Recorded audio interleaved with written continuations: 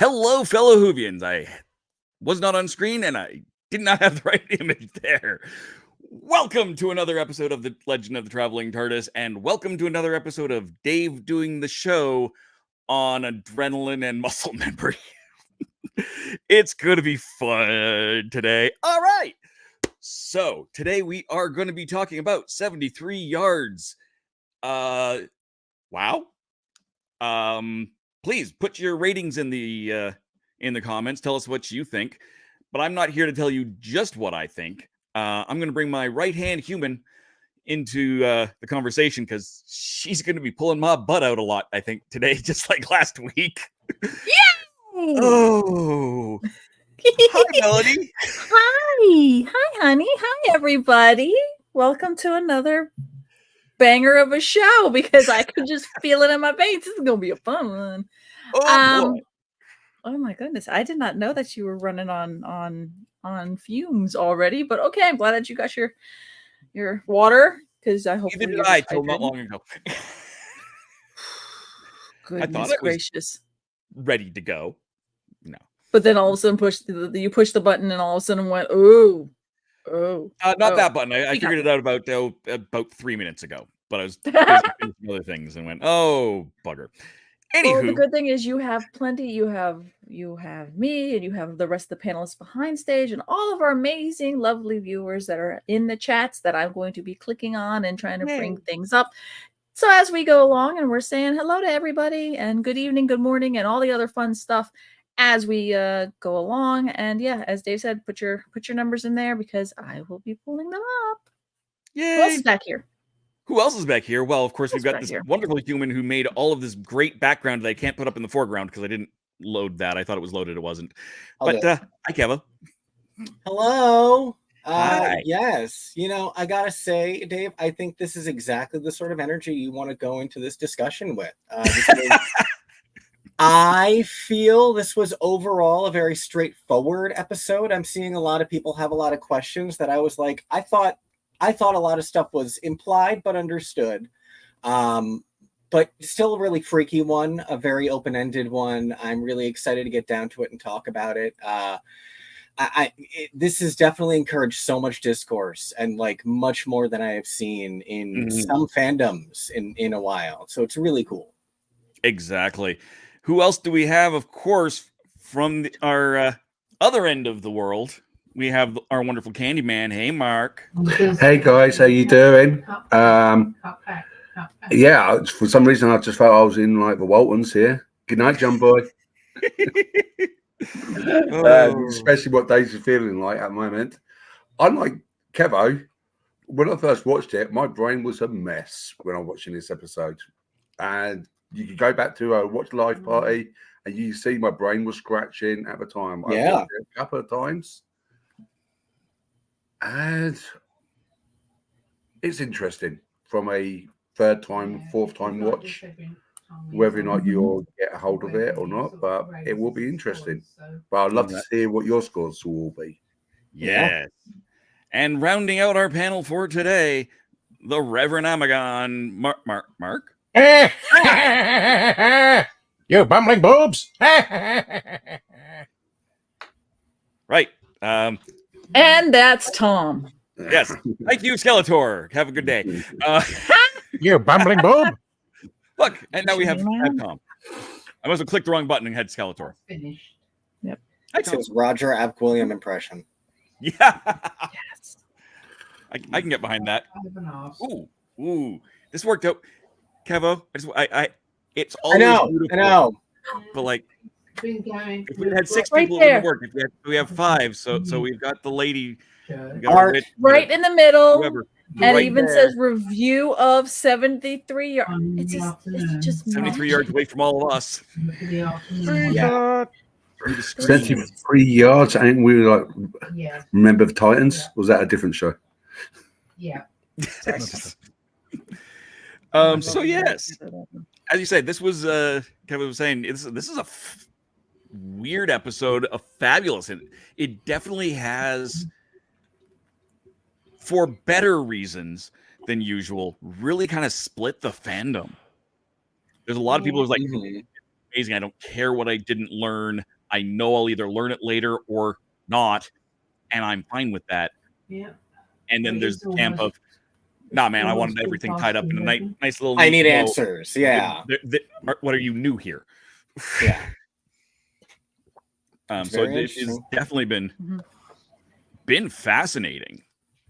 More than usual. And by usual, I'm talking as long as we've been doing this show. Yeah. I don't think we've ever had this sort of a weird conversation going on that I can think of.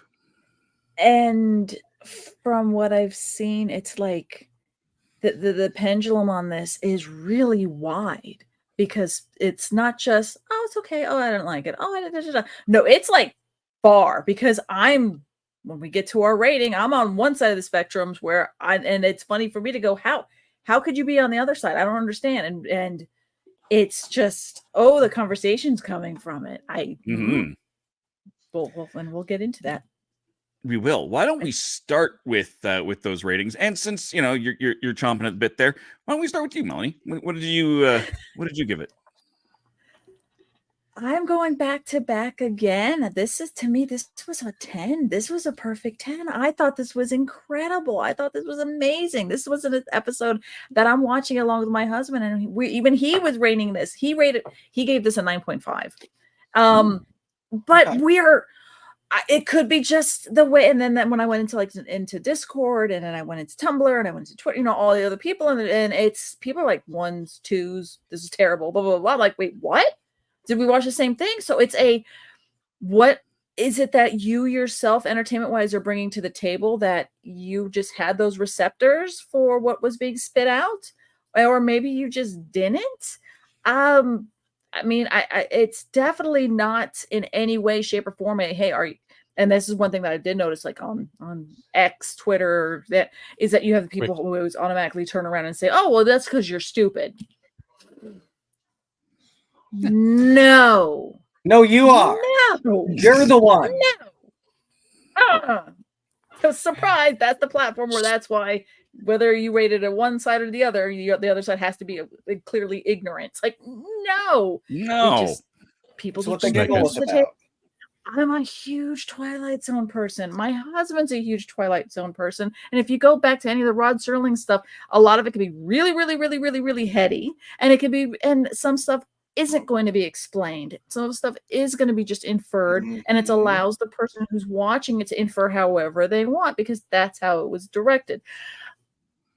I got that. That's what I took out of it, and that's where I'm like, this is a 10, baby. This is like, oh, Doctor Who is awesome. This is just back to back. These 2 episodes just sing to me.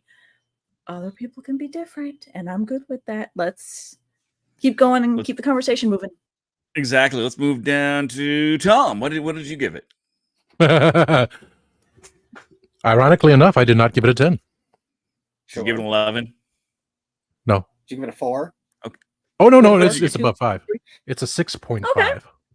Ooh, I got my notes. Ooh, post so concise. Okay. Concise and ready to go. Exactly. Ready I like for the that. new show. Mark, what about you? Can I give it 2 scores? Because half of me loved it, and the other half of me hated it. Okay, well, not hated it, but I did not like it that much. So on the Max side of it, would be probably I'll give it a 7 or an 8.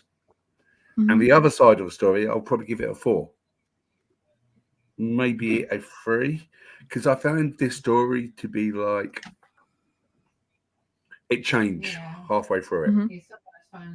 From That's fair. one side of where we're going, a bit like Dusk Till Dawn, original movie where we started off as a certain type of movie, and then he flips over into a different movie. I think, I'll save my criticisms for later. Let Kevo give you the scores. Okay. I think I want to say for right now a very comfortable 8, like a very positive, comfortable, not like hard 8, with room for growth. I was telling Dave on Friday when we did the watch party that I've started watching the official podcast a little bit. They're idiots, but we're idiots too. At least they're getting paid to be idiots. And you know, Fair. that's putting they put a lot of thoughts in my head. A lot of the things that I've seen over the last like few days. There's been a lot of really interesting discourse that has put a lot of thoughts in my head. I want to see how this grows on me over time. I don't think it'll go down from 8 for sure. I think it'll grow on me over time, but I think one element, and you know, we're all saying this, but I'll say more on this when it's my turn. But I think whether anything develops from this episode or if it was just a bottle is also going to affect my view on it. I don't know how many elements of it are going to end up being significant to the arc of everything. And that'll definitely affect my score, but I don't think it will do anything to bring it down. I think it's just that's also half of like my half is in my head thinking about the finale and season 2 and already thinking about, you know, arc stuff and whether or not I missed any clues. Okay. Valid. And as is tradition, I'll leave mine for the end. Because, you know, I can. We're going to take Christian's tradition and just keep running with it. So I think what I'm going to do is I'm going to take the lower of your scores here, Mark, and let you start at we'll call you the bottom, and work our way up from there. So Mark, why did you give it the 2 ratings that you did? Right. Yeah. Right. Okay. I love Tom Baker. I love McCoy. I love John Pertwee, especially when they did the like supernatural and horror stories, stuff like Demons, Curse of Frederick, and even in modern Who with Reboot Who or whatever we call it now. We're in present modern Who, with Satan's Pit. You know what I mean? Those stuff I really, really love. And it felt like, to start off with, going to be one of those stories. Yes, I fell for Russell T Davies' trap. I thought we was going to get a nice little, some sort of story in a quaint little village where something's going on, a bit like Demons. And then I got to a point of it, okay, yeah. And then it started to... And that was what I was getting really excited, really happy about it. Saying, yes, it feels like it's gone back to the 4th Doctor era. And to be scary, to be mystic, and to like do that. It was quite a spoilers. Quite a light Doctor Who episode. So we didn't have it, and it was mainly focused on Millie or Ruby Sunday. It was very good. It was quite creepy, especially when people were seeing the other person in the distance at 73 yards and then running away. It was giving loads of mysteries, loads of things which weren't solved. And it was like intriguing me, and it was intriguing me, and it was intriguing me, and more and more. And I'm not sure if you watch the watch party, you hear me gasp when I saw Kate Stewart in it. I was like, yes, this is going to be going somewhere. And then she disengages. And then we had the time gaps. And then that's when the time gaps started on from, when was it? She started off 25 years old, then went to 30. And then 30, and then 40. And just carried on. And then after a while, then it's 40 years later. And then it was like, oh, I know where this is going. I can't believe I've just retconned the whole episode. And that's when my enthusiasm of the episode was going up, up, up until that went down. And this is why I'm in 2 minds of this episode. Like, if they did it the other way around, like, you know how Dusk to Dawn had the gangster thing, and then he went into vampires, and then got all the action and all the mystery and everything going off, and that suspense, then it was good. But I felt this way was giving you the suspense first, and then no substance afterwards. If you know what I mean. And maybe you guys disagree with me, but I just felt the time loop has done so. We've done it quite a lot, especially recently with the the Christmas special. What was it with the Daleks with Jodie? Mm-hmm. Another time loop story. And then I'm just thinking, like, okay, we can go around this time loop story over and over again in different ways. Oh, Yes. New Year's. Oh my God, that's right. That was like 2022. Oh, that was like 2.5 years ago. That's why I was like, what do you... Okay. No, that was ages ago now. Okay. Yeah. Okay. Good to know. Okay, I'm still in the 90s, mate. You know what I mean? But yeah, 2 years ago and stuff like that. But that's why I'm like, the first half, I'll give it a 7. I felt like it, yeah, even especially when the Welsh was taking Mickey out of the English, because we do it quite often, and there's quite a like brotherly, sistery sort of love between our nations. It's interesting. On the other side, just little facts which I didn't mention about it. I'm not sure. There's only been one ever Welsh Prime Minister in the UK. Because I'm not sure if you know that in Wales they do have a separate parliament, and same thing with Scotland.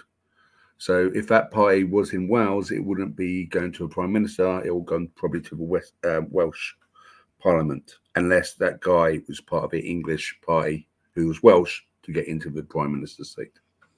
Also, it's the future, and Russell loves doing stupid fake future stuff. Like when that one guy was like, "You used to use apps." Like, we're still going to be using apps in the 2040s. Probably. Don't come back to haunt me. But, you know. Remember the council van in Fear Her, where like he made up what that stuff was? Like, he loves doing that. And all I'm going to say is, do you vote Williams or do you vote Saxon? Yeah. Saxon, because I trust the master more than a crazy human. I know that's fair. I agree with you, Kevo. Humans are crazy. The doctor will stop Saxon. The doctor will not stop us from hurting ourselves. He doesn't do No, absolutely not. Now I kind of want to go back and just specifically watch the pre-master reveal of the Saxon campaign. Just specifically to put that together. I'm legitimately kind of curious. And if we want, we always throw in Helen A from Happiness Patrol. We'll get a little Margaret Thatcher action in there. But you brought up another factor, Kevo, and it's a great one. And it kind of puts a little bit in perspective. This was the first episode that was shot, even before the Christmas episode. Was it? Wow. Yes. Yeah. This was before. So this was the beginning of all of this. So yeah, Millie Gibson did this all, and then Ncuti came in at the end because, as you say here, he was still working on sex education, and then they started doing the Christmas episode stuff. And the perspective that puts on her performance, because something that people I've seen not criticize but point out is like she barely knows the doctor and she pined over him forever. But like that's always the point. That's always the story of the doctor. You could have met him once and had one adventure, and you remember him forever. And so, how well she played it. Still so fresh as her character on being on Doctor Who. That's really interesting. Mm-hmm.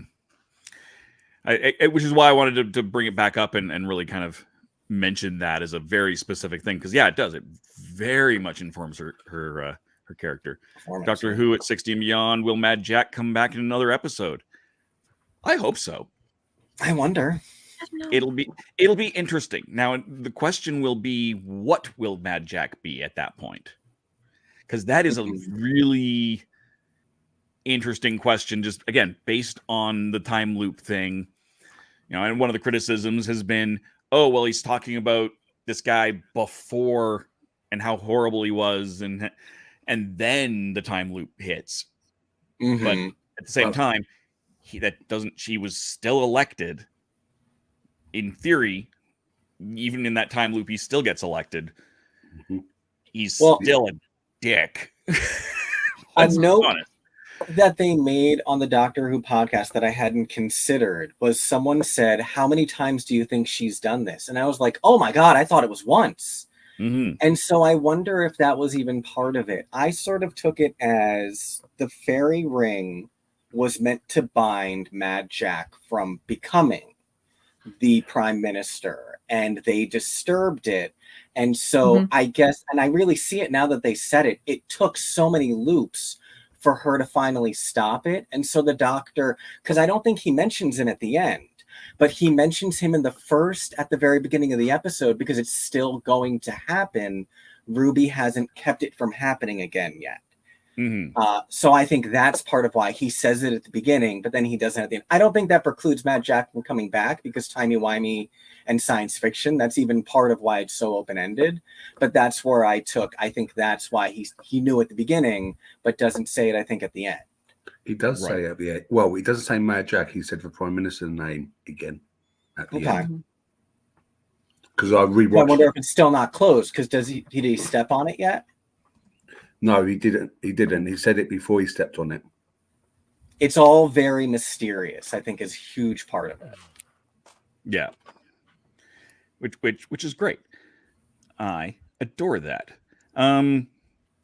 What I think we'll do is we're going to take, since we want to keep some of our friends and all advertised, because we love our friends, we'll do a quick commercial break here for like 2-3 minutes, and then when we come back, Tom will give his thoughts as the next lowest, if I remember that correctly. So we'll be right back. Become part of the legend and stuff. Oh, brilliant! It's hard to believe that in the 56-year history of the greatest sci-fi television show in the English language, there has never been a fan guide to Doctor Who.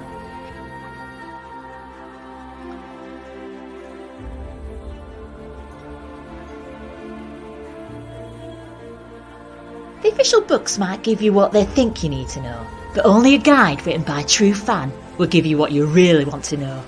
Join Whovian, the brilliant Mackenzie Flaw, as she takes you on an intensive journey inside the world of the first female Doctor. In the Binge Watcher's Guide to Doctor Who, Season 11. Right, let's get a shift on.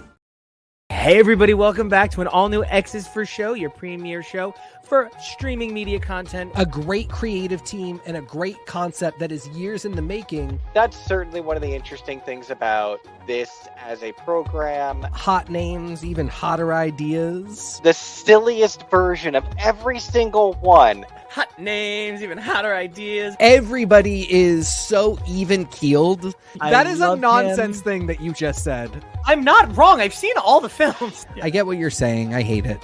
It's really ugly to call out a genius on air. Nobody screams at each other and goes, I will fight you! Wow, what a great moment for our show. Truly, we did it. This would be a great jumping on point for you. 2,000 episodes in. Every weekend and Wednesdays. Shows no signs of stopping. You can check the show out at X's for Show. Come on. I mean, we've got a show, baby. Just, you gotta trust us. It's gonna be good. We are a touring acoustic duo crashing kitchens around the country. We go from house to house every Friday night and we create music, we create food, a good time, we stream it live and we do it for free. So now we're just really kind of like trying to develop it and build a community group that people believe in, then they'll help us. So we played from our rehearsal room, we played from the bathroom, thankfully that didn't catch on. I probably played guitar in my room, not for anyone, in front of anyone, nobody heard, for probably about 10 years. And then one Friday night, we played from the kitchen. It's the main place people want to be. It's where the food is, it's where the drink is, it's where the best lighting is. You can go to any party and I guarantee you, the kitchen is going to be popping. Our ultimate goal, I think, would be to crash kitchens every Friday all around the world.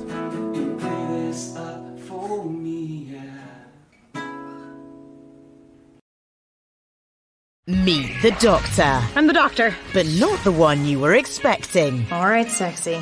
It's time to go home. Doctor Who Velocity. Streaming now.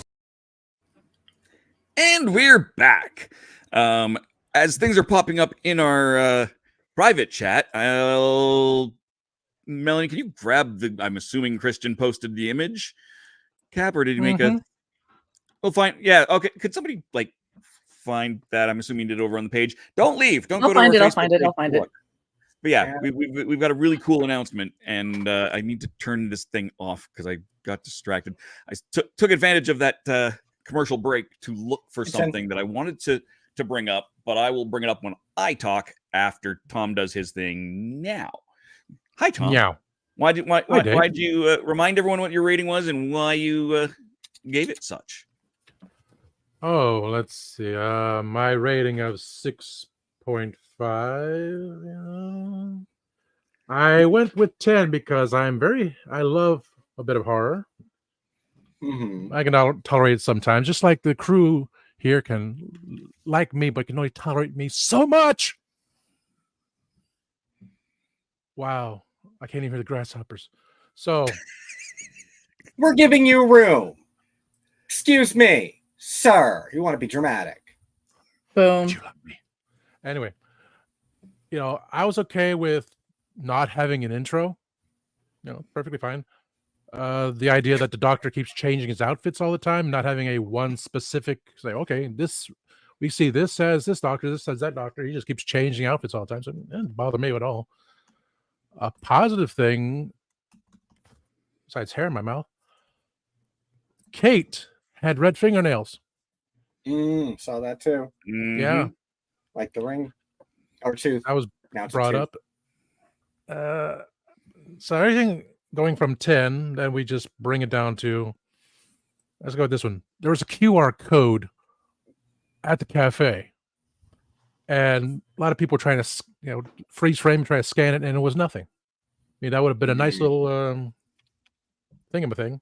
It's like, oh, you'll click on the QR code, find something special. So, ooh, there's the master, there's Ronnie, something like that, but it didn't happen. So, okay.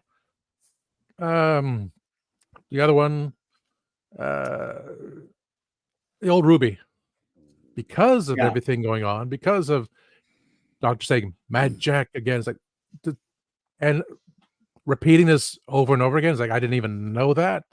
So is this still going to happen again? How is that going apart? And is it forgot? How did it? Oh, I don't remember. So are we going to run through this whole thing again? Is it going to come back?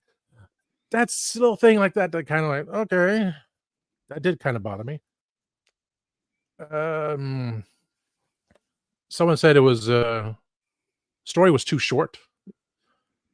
Bring it from an hour and a half, an hour to 43 minutes and 13 seconds to the characters just seemed underdeveloped. Like Mad Jack, it was like, okay, yeah, Mad Jack, this and that. It's like, okay, he was running so fast, but with my, and again, with another point, it was rushed. Everything just came too fast. But it didn't bother me with the other episodes. But when I'm reading up and getting other information, it's like, okay, it was kind of rushed. But again, I have ADHD, so it's like only gave it half a point. So that was the mark. That was the only reason why I brought it down from 10, were the little things here and there. Now, there's a picture that was online. They showed I say Darth Ruby. She had a scar going from her eyebrow across her cheek and over to her mouth. Say, okay, so the actors, that picture. That's the lady. That's a close-up of the lady.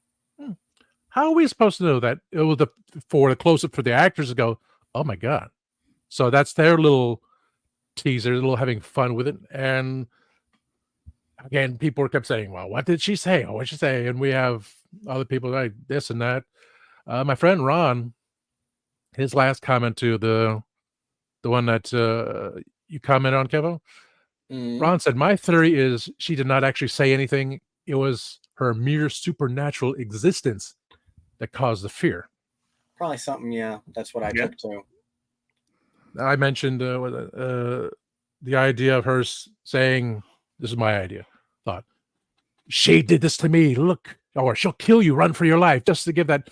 Why are they running away? What's freaking them out so badly that they have to disperse and never talk to Ruby again? It's like, what the hell was said here?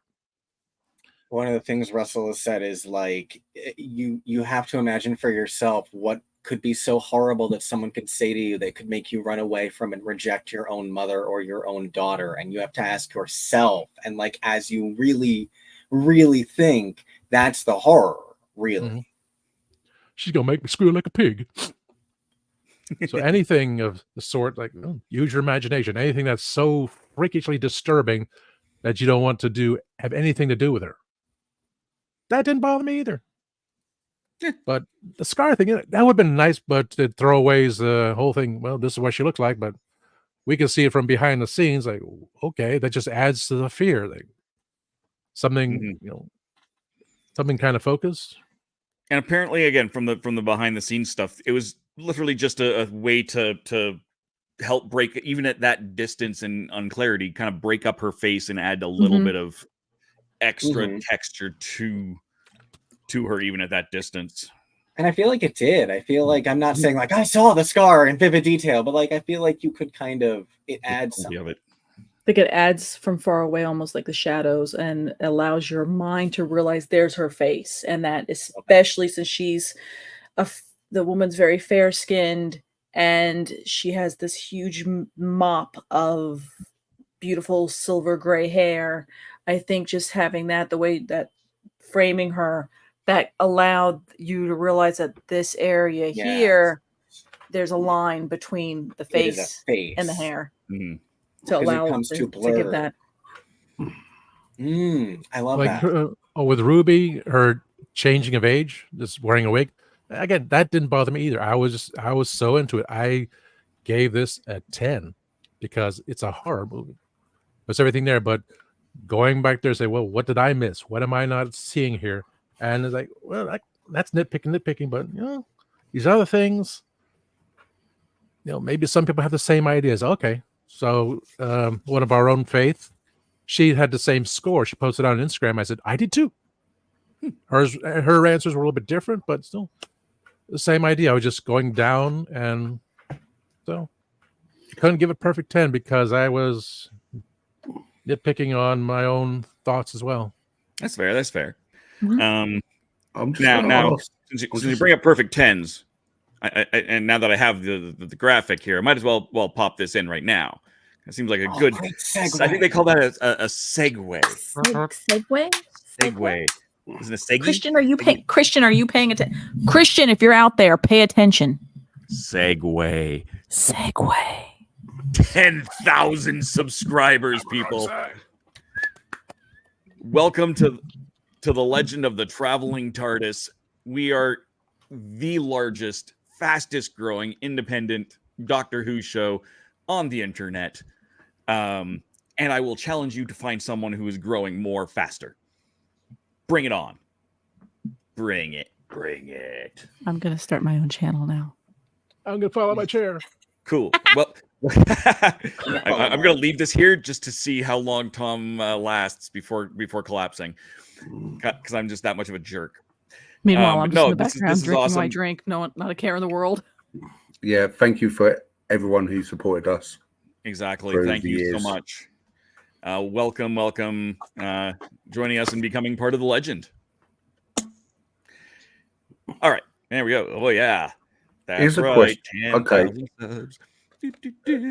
Here's a question. Yes. Okay. While we've been talking about it, I did watch it earlier on this today. I done was it Devil's Cord, Boom, and 73 Yards back to back, non-stop. Binge watched it with my nephew. The woman at the end of the bed. Do you think that's truly Ruby, as in being what she truly is? Oh, that's specifically where, that's one of the things that keeps my score at more of an 8 for right now, because I don't know. I've seen people like be stunned by the revelation that could even potentially be Ruby, and I was like, she literally like moves into the person's body, basically, I thought. And it's ambiguous is the word we keep using, and that is on purpose. So you can have these open-ended interpretations. But yeah, I'm glad you brought that up, because We don't know what Ruby's story is going to be. I don't know if anybody else noticed her mentions of snow toward the end. And her talking about, I used to be able to make it snow. She mentions it twice. It stopped snowing. We still don't know what that means. There's still so many questions about her. So yeah, I don't know if it's because of whatever she is, or if this could have been like Rose or Martha or any other character. Because after rewatching The Devil's Court, Maestro was scared of Ruby once she found out who she was. Yeah. And so does that tie in? Yep. So that's why I've just read, ooh, how powerful is Ruby? Can she? And it's worth, just the mention that the cloak she's wearing, as you can kind of see down below us in between Mark and Tom, she's got this big black cloak. She's not wearing a hood. That does not mean that jacket doesn't also have a hood. And someone in a big long black cloak and a hood, including a very godlike figure that has been rumored to be connected to Ruby in the Trickster. Yep. How much of this is RTD getting in our heads? The master manipulator, and how much of this is breadcrumbs? And how much of this is just Blink, and it's just we're just supposed to enjoy this for what it is as the bottle. So yeah, that's a great question. Kevo, in your magic tricks of pictures, do you happen to have the Doctor's outfit? A good picture of Ncuti? Which outfit though? The yellow, the beanie cap and the yellow. Someone mentioned online, and this is kind of another nod to the Sarah Jane Adventures, that outfit is very, very similar to a Sarah Jane outfit, just with a different cap. And I haven't had a chance to look at that because I discovered that earlier today. But that would be very interesting if that is, also a Sarah Jane reference. And it could just be a matter of everyone loves Sarah Jane and that's just a polite nod to her. But we're getting a lot of those. And yeah, exactly. I think a lot of these things are meant to be nods at the end of the day, no matter what they are. But are they nods that are meant to lead somewhere? Are you specifically using all of this canon and all of these references to construct something? Or is it just they're incidental and they're the flavoring? Are they the focus of the meal? Or are they just adding spice? And while we're in it, it's so hard for us to be able to tell. Exactly. So, Kevin, well, why don't you continue with that, since we're at that point in time where I think we should ask you what you thought and why you gave your rating to everybody. It was, like everyone's saying, it was a lot. I watched it with Nico today for the first time. And I think there were certain things about it, tricks and traps about it, that I'm not sure helped. Like, I really appreciate Mark's commentary that it feels like there's a tone switch. Because, like, for example, how much focus there was in that pub scene and on that scare of them scaring her with Mad Jack, and it's nothing. It's a joke. But that's like one of the biggest scares of the episode, and there's so much focus on it. So, like, that sort of made it difficult to follow, more than just all of the mystery on top of it. And, Russell is Welsh, and it is part of what he is doing there. He is trying to, represent his own people. And so I respect it, and it's his own joke. But, like, it was just that I feel like took a lot of precious time away. And I think that might be part of where a lot of people are coming from in feeling like there are questions. But most of it really worked for me. It had some really heavy stuff. I've already seen people saying the next episode is very Black Mirror, but I feel like this one was. It was I loved Melanie mentioning Twilight Zone. It was very scary horror. It was very high tension, and I really loved that about it. Some mature themes that I am not sure how I feel about being used in Doctor Who, and that's something also that is sitting with me a little bit. I saw some people criticize it. I saw some people accuse Ruby of putting Marty in harm's way, and I'm glad I saw that and then rewatched, because I don't feel like that's what happened. I feel like it's just I feel like Marty wasn't even the only victim. I feel like that was for the audience. That was to reinforce it for us. Tom pointed to, we didn't have a lot of time for characterization. And so that's why Marty stands as a totem for the idea of all the people that would be victimized by someone like Roger. But like it was such a dramatic thing. And I feel like I wasn't expecting it. I'm not sure how ready Doctor Who was to handle it, but I was here for it. I even found it funny. There was the moment where Ruby was saying to Marty and apologizing to her in front of that other guy. And I'm watching it and I'm like, you're saying it in front of this guy. He's going to think you're a psycho. And he just asks her for a tea. And I was like, oh, that was kind of probably the point, wasn't it? He's not even listening to her. Yep. But then like her having to live out her whole life, that's a lot for me. I kind of expected her to die there. I expected then she becomes the woman, maybe. Her living her whole life, that is a bigger unanswered question to me than anything else. And again, we don't know what she's going to be, and maybe it ties into that. I don't know. But yeah. As long as it's been back to a dark tower cycle that is in a terrible way. Yeah.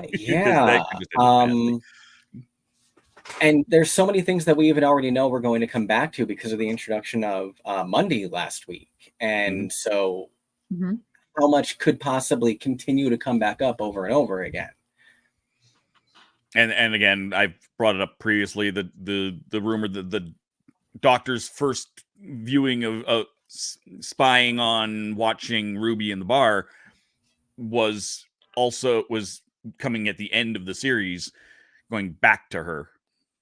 Because he couldn't possibly be in the two places at once that he was, and the weirdness of him just kind of being in some of these random places for why that loop kind of hopefully possibly might do that.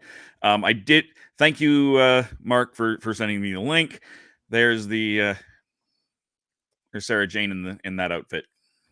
I can't help feeling like it's completely there. I really see it. Yeah.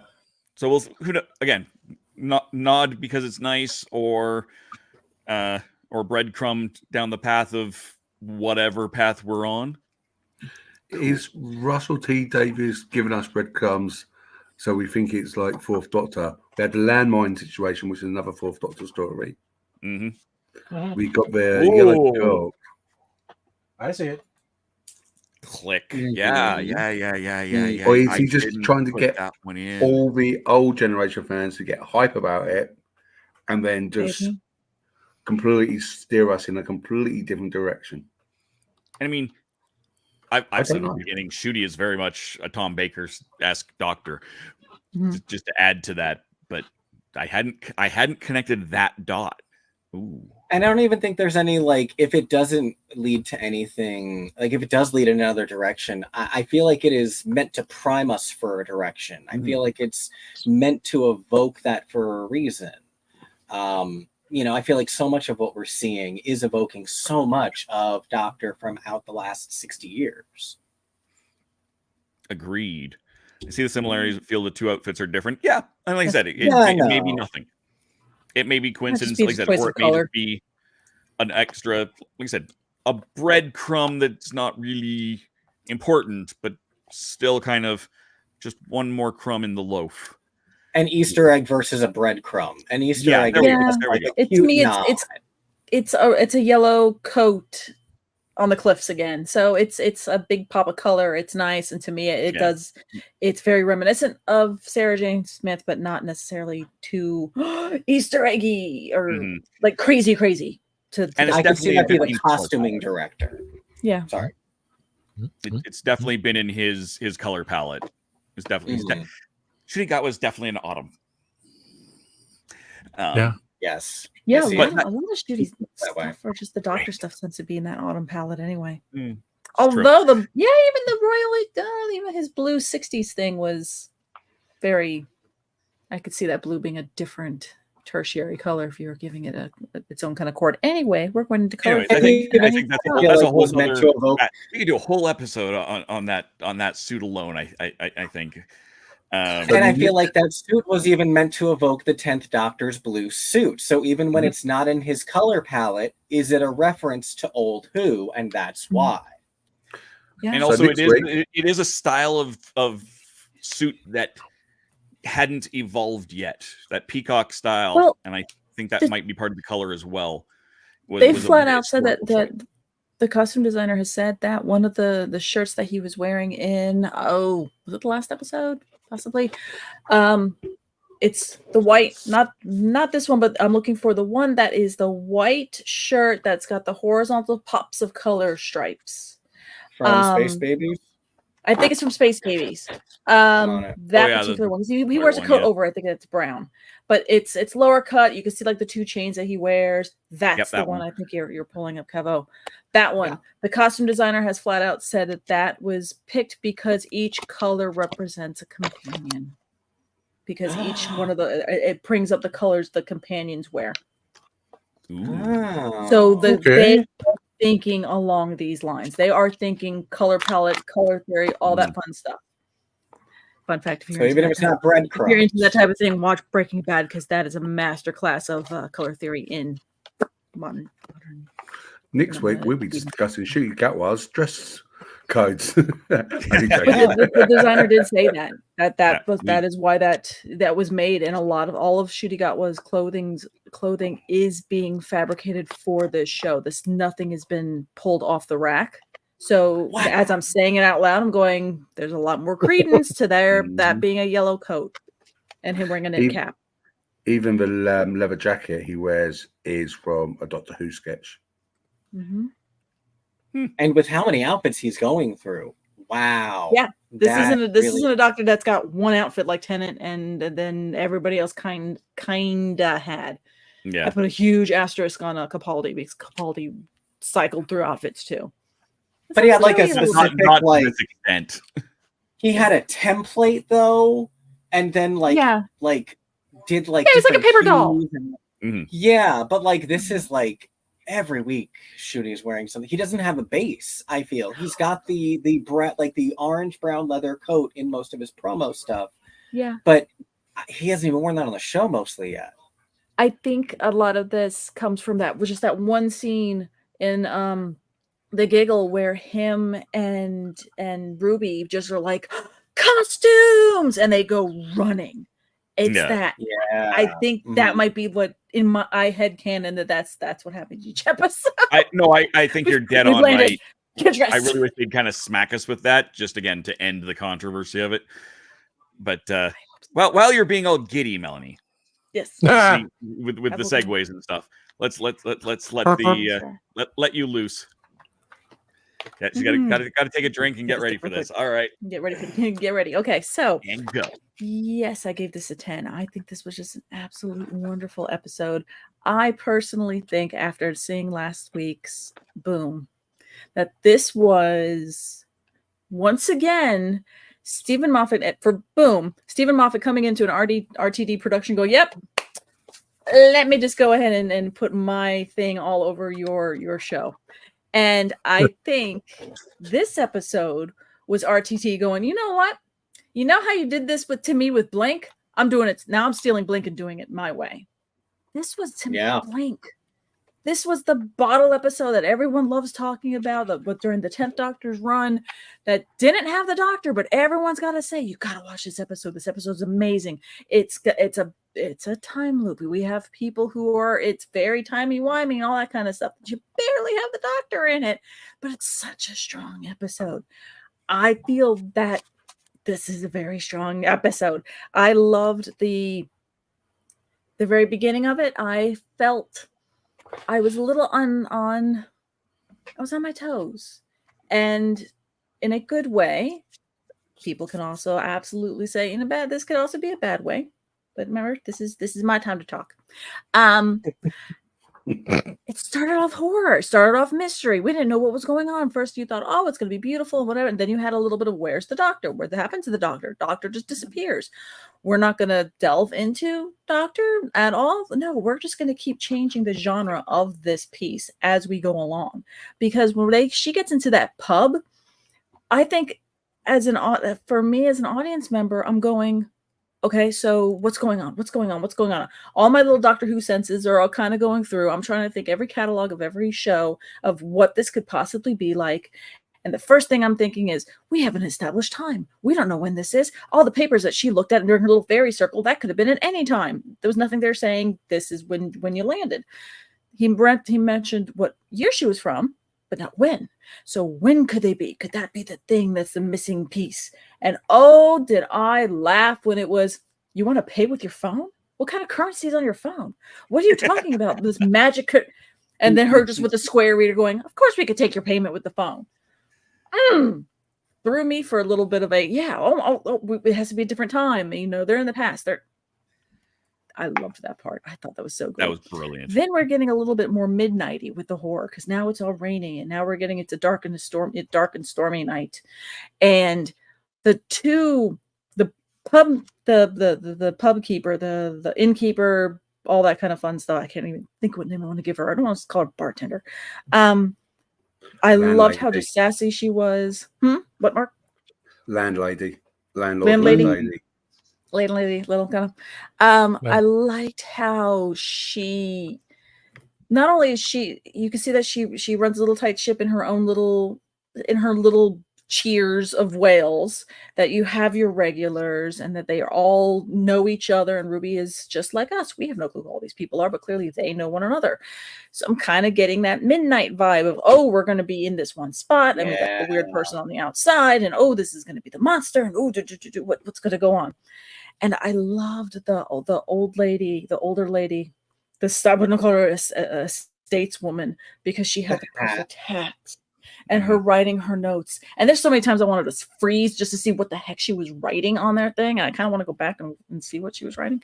But how she was just so eloquent. And it just made it you kind of start feeling a little unnerved.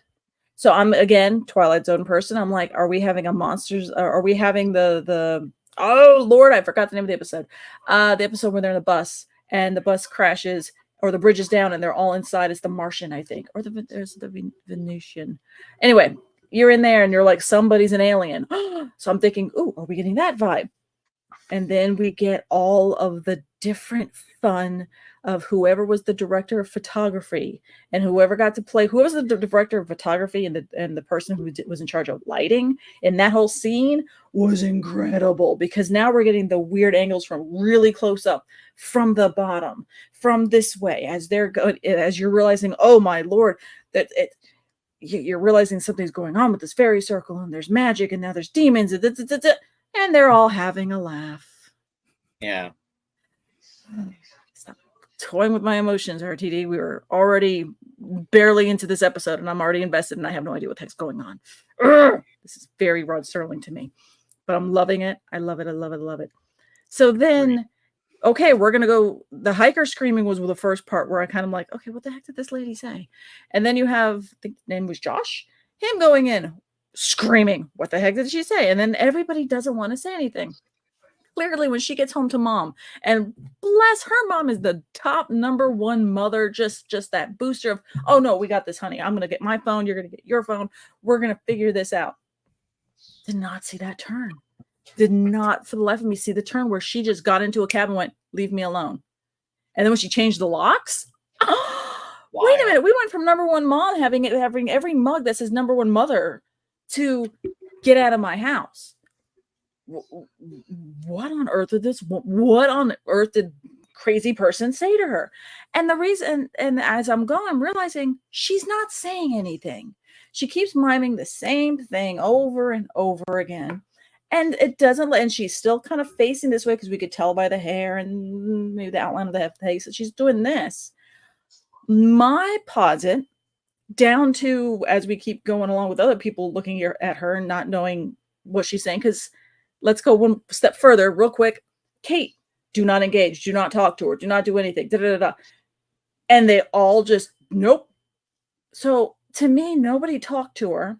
Somebody that didn't say anything talked to Kate, not the woman, and everyone went disengaged again. I don't think that that one, now that we know who the lady is, I don't think she said anything. I honestly feel that if you know anybody, not kind of. Most of the people kind of knew, the mom especially knows Ruby. And I would think that most people, you would be able to recognize a time traveler. Like, oh my God, that's you. You're aged. What?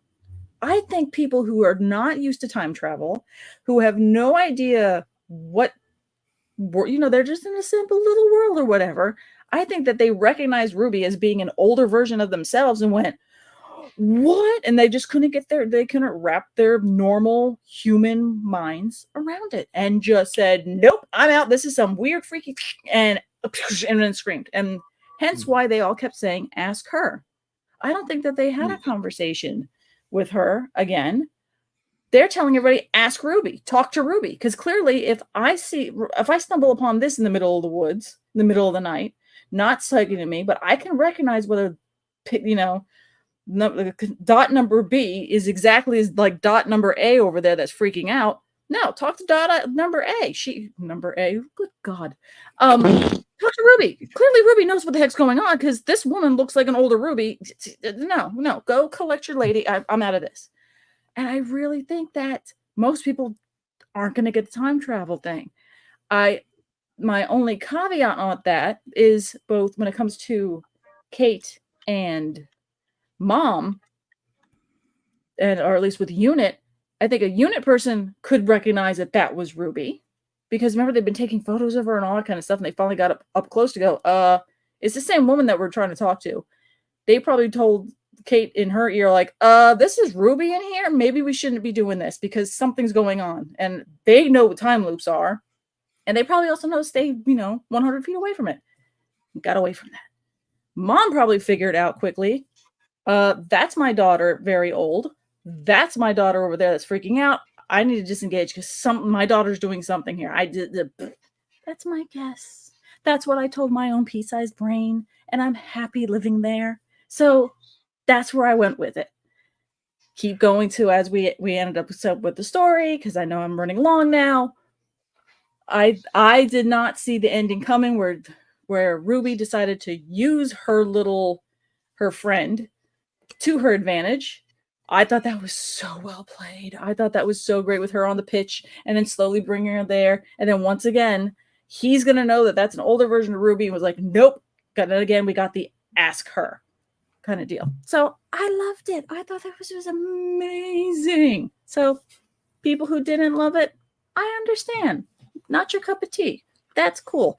This was perfectly brewed and made and steeped for Melanie and other people that love this type of show. So thank you. There's my 18 hours of dissertation of why I loved it, and I'll shut up.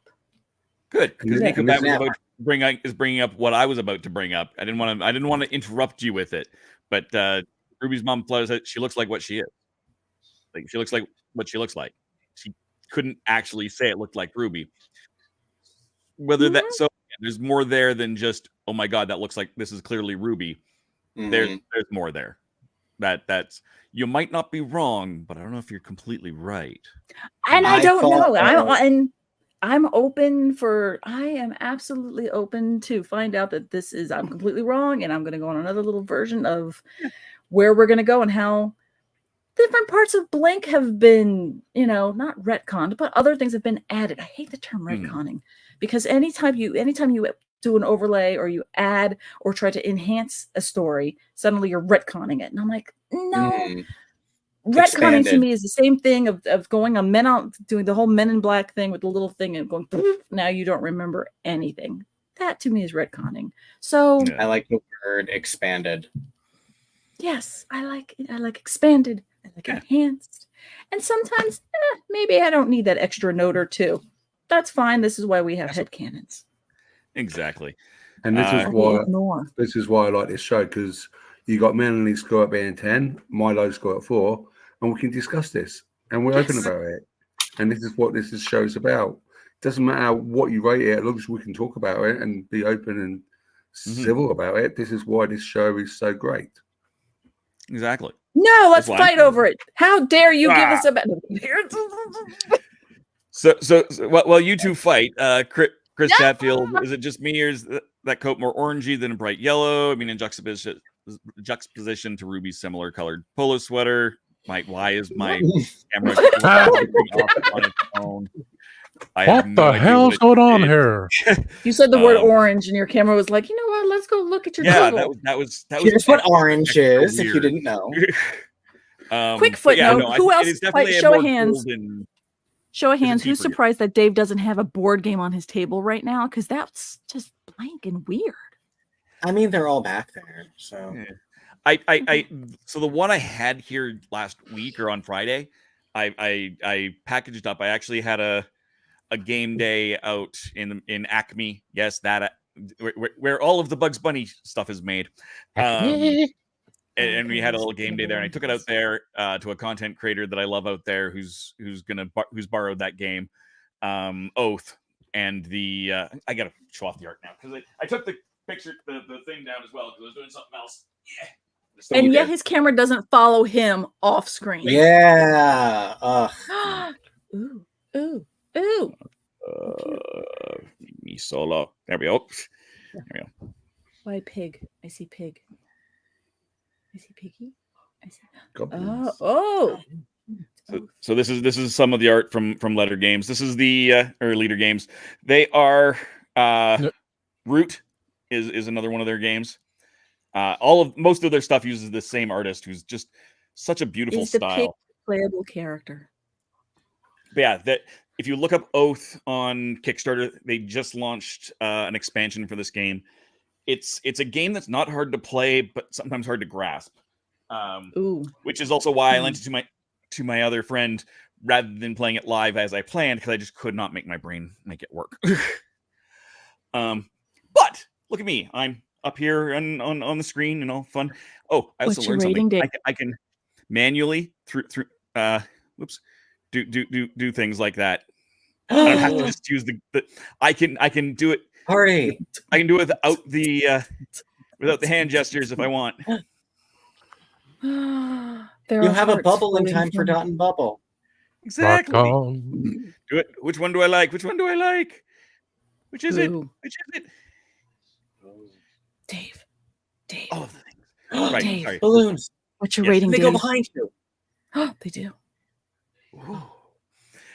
So anyways, while I'm up on the screen, distracting myself with Squirrel, my turn. I'll try and be relatively brief here. No. Do it. Relatively. Do it. I gave it a 7.5. Fair. And it's a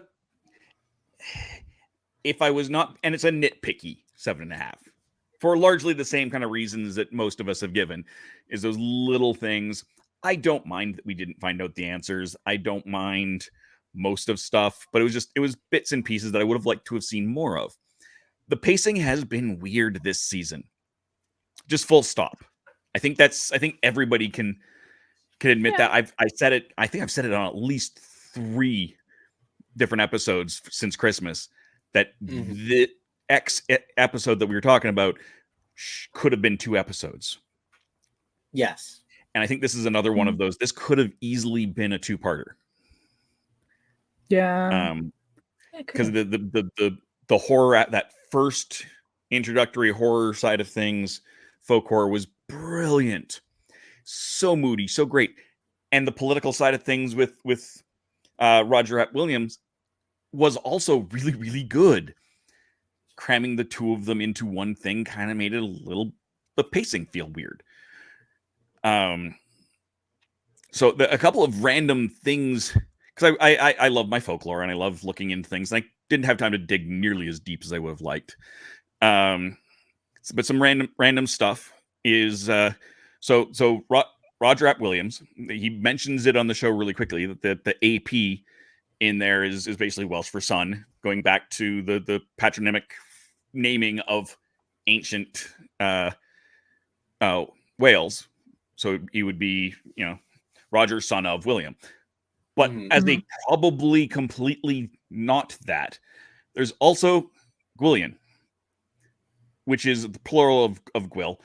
It's so Gwyll. I'm pulling up a. Nope, this is not the. Where did? Oh, the William. Yeah, no, it means other things, and did I accidentally just delete the freaking Anyway, Gwil itself Maybe. is darkness, twilight, the place between, Okay. all of those sort of things, which is what So, like, they Son of talk Darkness. about being Wales in general, and the coast of Wales being that place in between, that border between land and sea. That whole description of the cliffs of Wales was also very, very similar to the 14th Doctor, to David Tennant with the salt thing.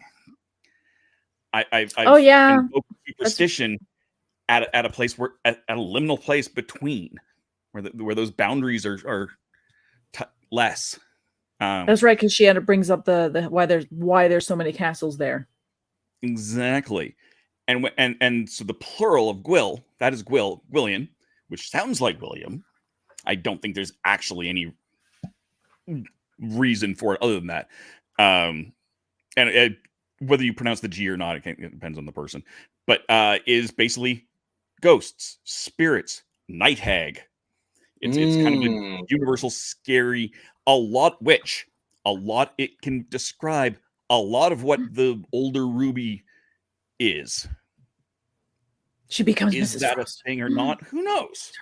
Oh, and see, I thought we were still talking about him, but yeah, no, I see it tying into both. Like in we that moved. regard. So, well, to connect that, we don't know we know that there's a whole bunch of mythical creatures coming in.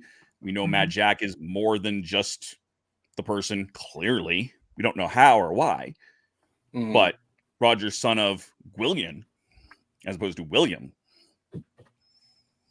could then that be, the son of Ruby the Night Hag, Ruby the daughter of the trickster, Ruby the granddaughter of the toy maker. As long as it's not Ruby Murray. Yeah.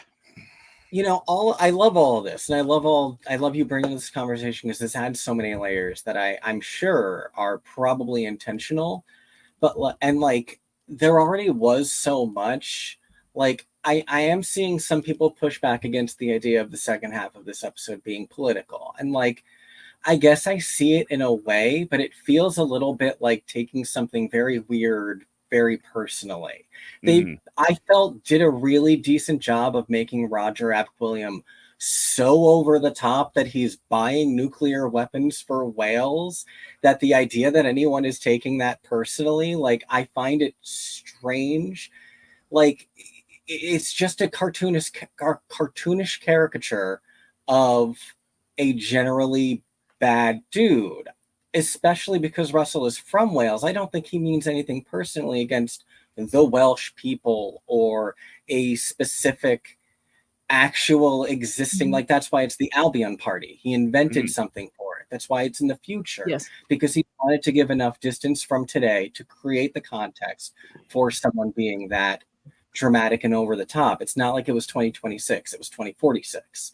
Yeah. And so I feel like there's so many things that I don't understand people taking so personally sometimes, especially when it is this dramatic and cartoonish. And that's why I didn't really I saw there was politics in it, but I was really taking it more for, like I said, the Black Mirror story, and it being she's haunted by this ghost. What does she do with it? And it had been tied into the idea of Mad Jack from the beginning. So it's not like he came out of nowhere. Now we're left wondering, I love you bringing up, now are we supposed to think, is he some kind of demon or ghost that escaped from Wales, that rooted and stopped? What if he is an alien the whole time, but we'll never know because she'll never know because it's swept away. And that's why I love Kate pointing to the supernatural, because the supernatural is just the things that are unexplained. Exactly. And there's so many things in science that are unexplained.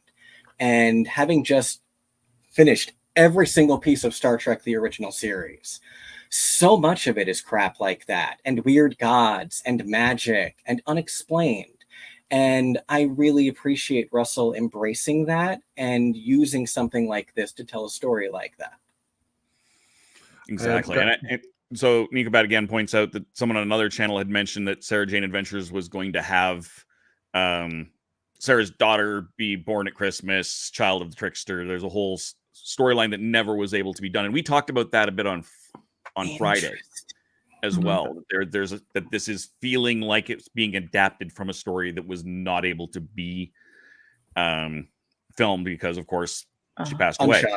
But yeah, but so if the there's story's still so good, he's just going to take it, maybe put it in his back pocket, and be like, okay, exactly. whoop, And they said that about a play few with of these that episodes now. as well. Hey, I came up with this concept of this episode 15 Next years week. ago. Next week, they said about this one as well. They've said Stephen Moffat had mentioned it with Boom.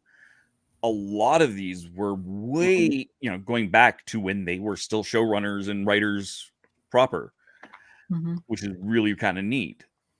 They're getting the chance to do the things they wanted to do, and they just couldn't or didn't have the budget for. And guess what? The reason they scrapped Dot and Bubble is because it was just too, even in concept, too expensive.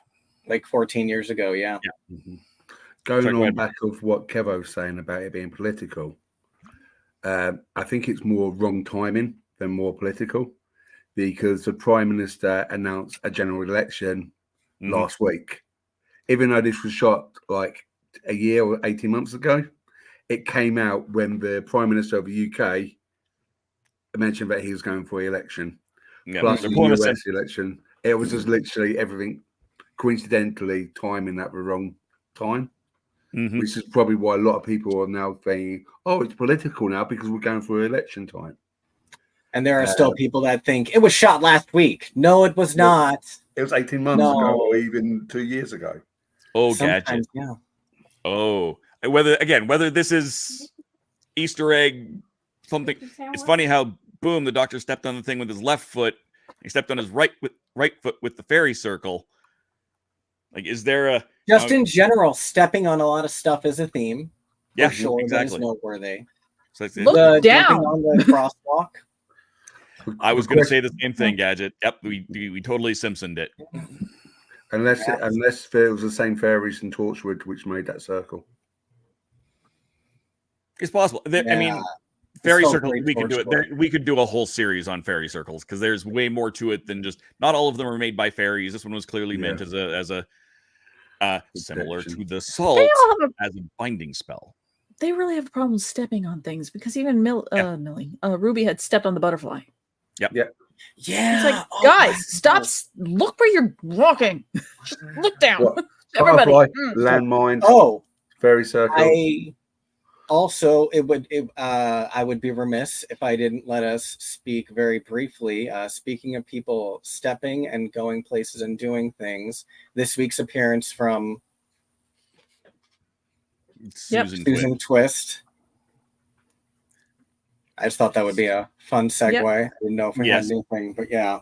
Well, all right, we can. Okay, hold on here. We're gonna do this. We'll do. Every time she comes up, you have to talk about, not you, everyone. They do it on the official podcast. You need to talk about every one of her appearances. So I wasn't trying to step on your thing, but rather segue us. Yeah, now, please.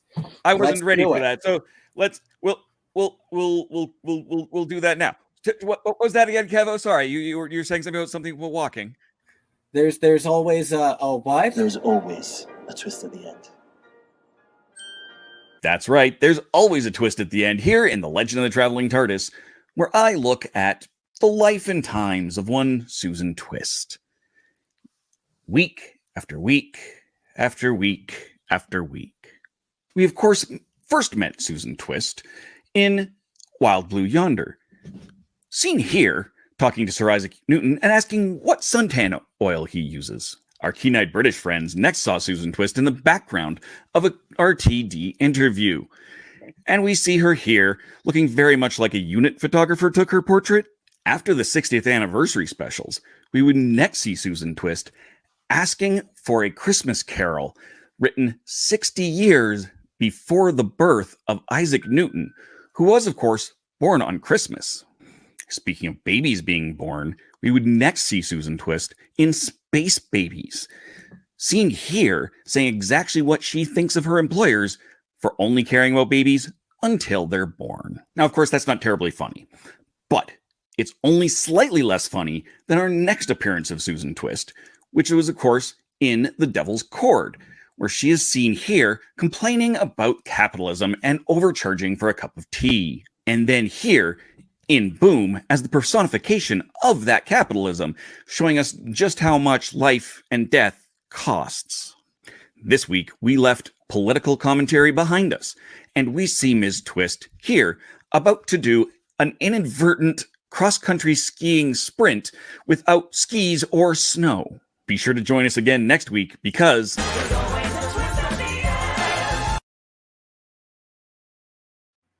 So yeah, we totally left political commentary behind with this episode. Yay! And yes, that was uploading into our back feed after we were live. Like that is one of the reasons why running on adrenaline and muscle memory. That's live TV, baby. You think I'm not doing that 3 times a week? I get you. I get it. I do. It's tough. And you did a great job. From the beginning, I'm going to regret starting this because now I have to keep going. Well, now I'm kind of in this. I think you should keep just adding to the clip. And then each time we notice that you're wearing the different shirts. I was expecting that. Or once it's finished, just basically do back to back of a whole lot, and it will just repeat itself like time loop. Yes. Oh, so many ideas. I hate this plan. I love this plan. I hate this plan. Dave's 73 yards away.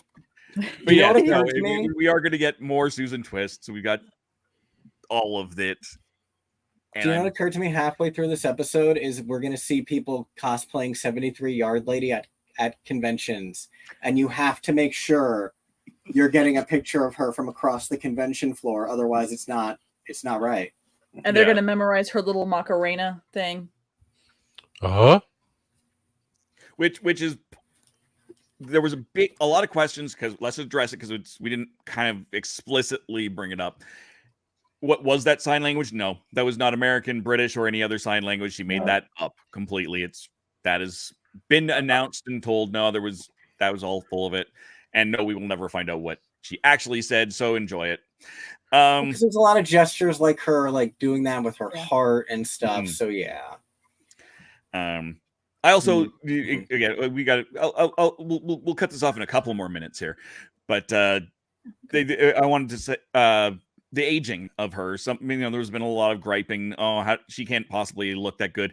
I'm gonna say, yeah, she could. She played aging very, very well.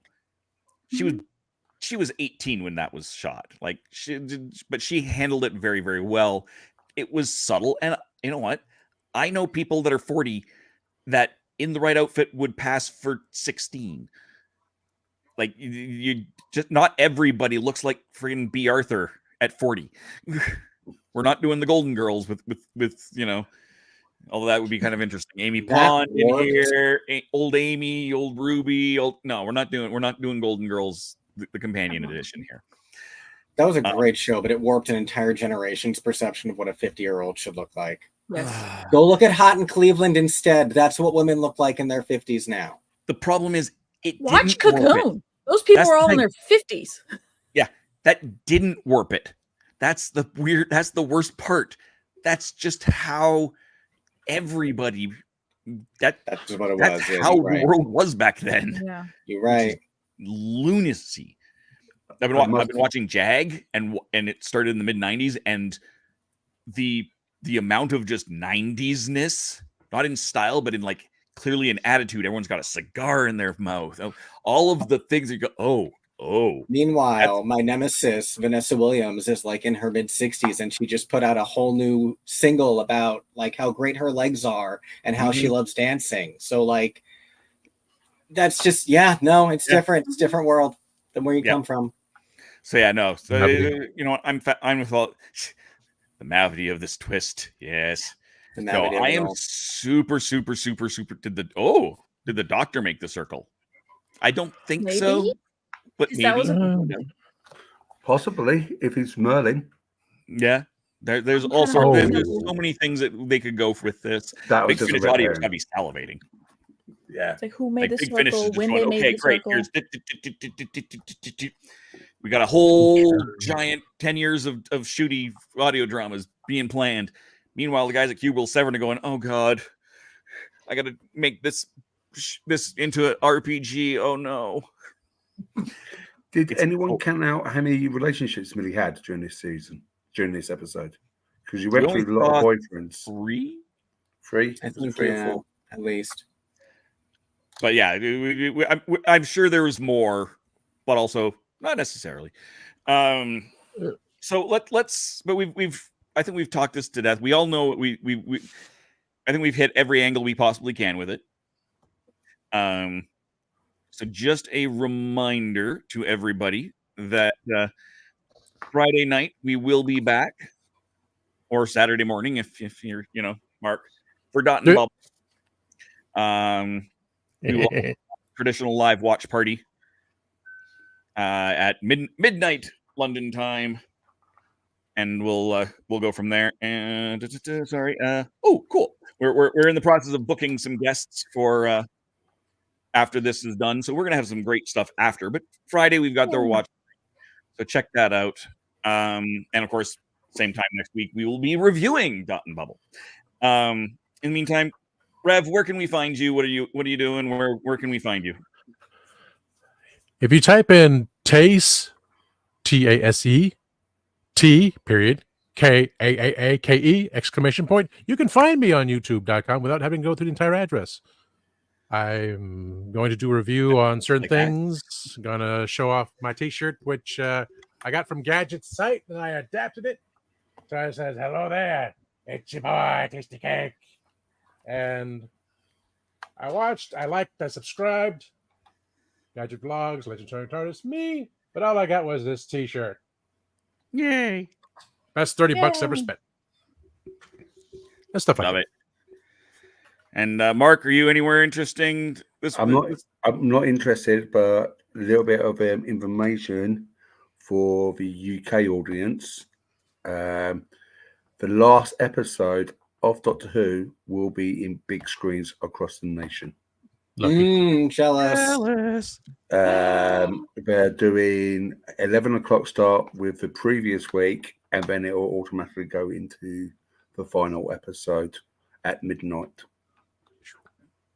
I think that was the 21st of June, but double check what the cinemas are saying. What I reckon you guys should do in the US is contact Disney and say, we want this in the cinemas. I feel like it's too late for that.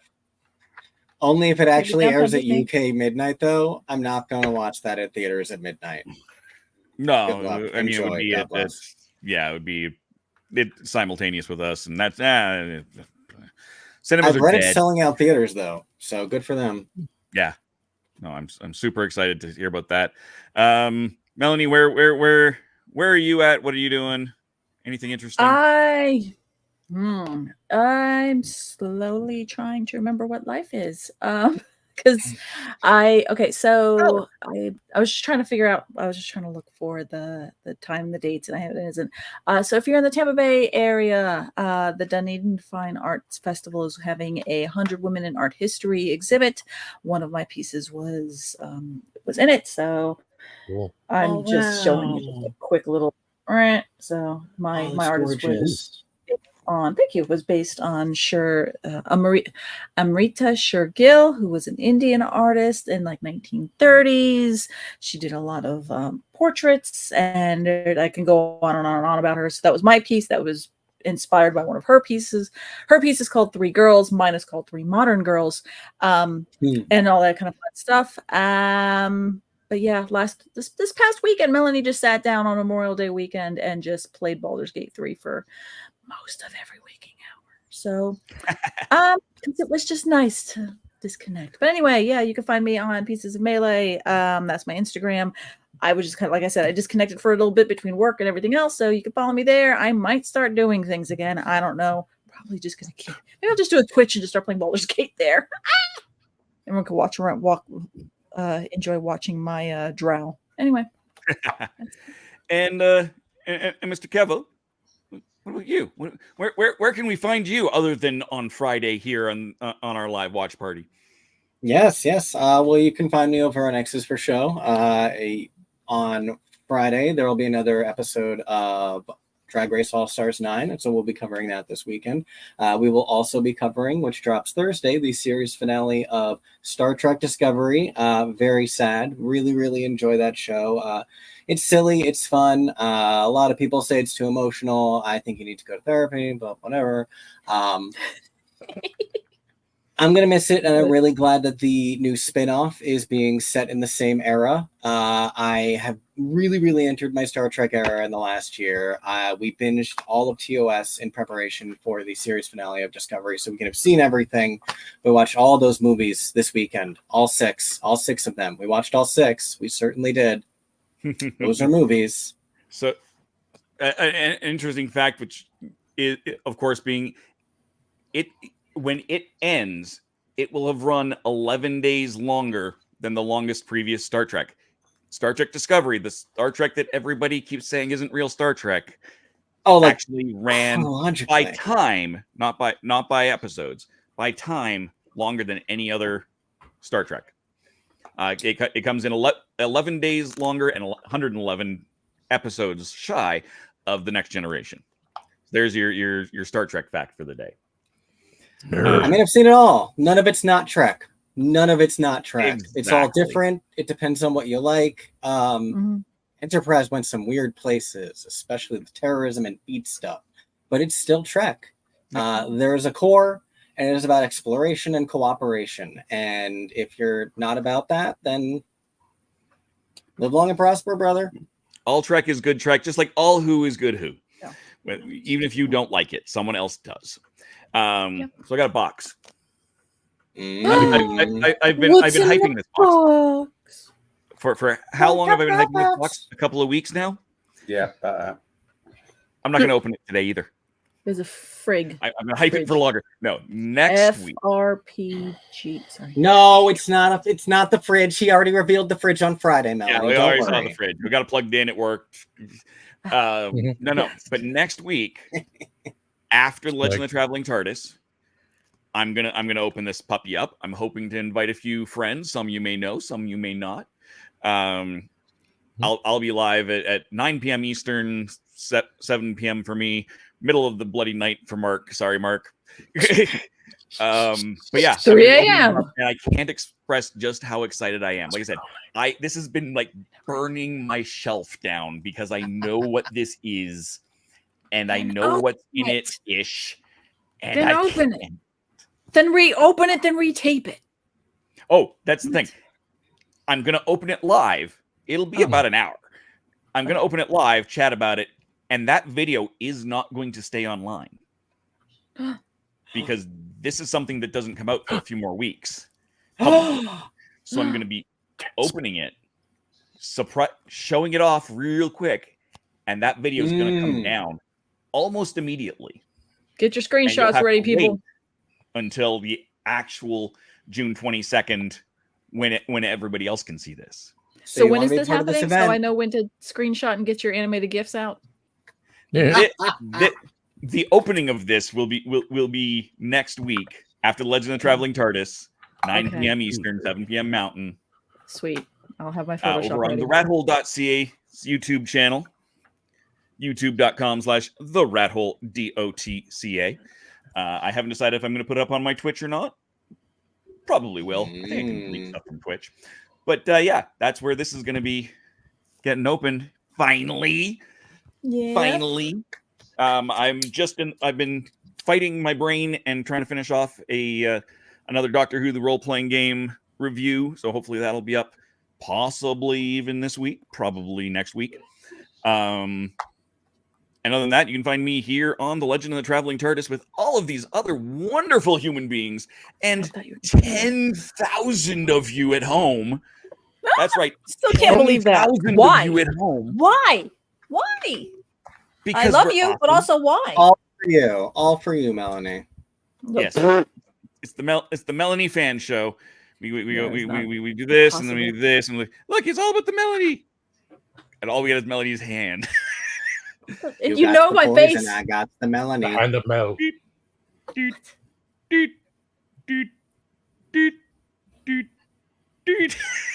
He is going to actually murder you, and it is going to be great television. 100,000 subscribers. Yes, if we can get to 110 subscribers, I don't know what I'll do something ridiculous. We can get to 100,000 subscribers. He'll do a show without wearing a hat. I know. It's crazy. It's crazy. Craziness. We're too happy. But that having been said, seriously, folks, please like us, subscribe us. Where's the video that Christian wants us to play? Because he's got the thing and he does the thing. The Tron video. There it is. Ding, ding, ding. There we go. Thank you all for watching us. Please like this video wherever it is you are watching it, because we're all over the place. Comment, comment, comment. Even though we're ending, keep commenting. Share this video out. Tell your friends. And of course, tell them to subscribe, because we want to keep going well past that pigeon. No, who's that Pokemon? Who's that Pokemon? It's Pikachu. It's Pikachu. I used to know. Seriously, who's that Pokemon? Pidgeot. Pidgeot. There you Something go. like You're that. the Pidgeot. It's not Pidgey. Oh. Yeah, Pidgeot. It's another bird. Yay! Sorry, I wore my. All right, so we shoes. that's it. On that note, we've looked at our Star Trek, we've looked at our Pokemon. What else can we possibly do? Star Wars, Babylon 5. Oh, I got a little doll. You want to look at that? Come on, man. Bye, all.